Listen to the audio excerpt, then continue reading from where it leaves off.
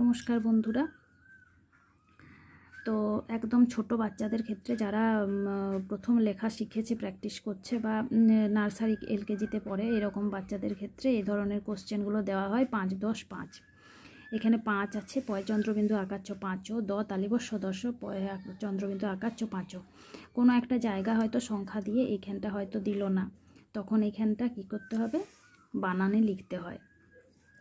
বা হয়তো এই 5টা দিল না, বানানে লিখতে হয়।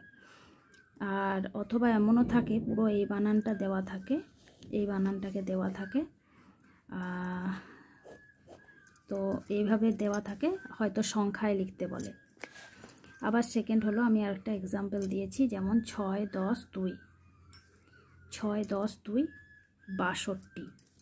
এখানে হয়তো বানান লিখতে দিতে পারে, বা স টি, টয়ে টয়ে হর্ষ ইকার। একটু গোটা করে লিখে দেওয়ার চেষ্টা করবেন যাতে বাচ্চা বুঝতে পারে। আবার আছে এখানে 7, 10, 1, 7, 10, 1, 71। এ কয়ে আকারে কা, তয়ে ত, র, 71।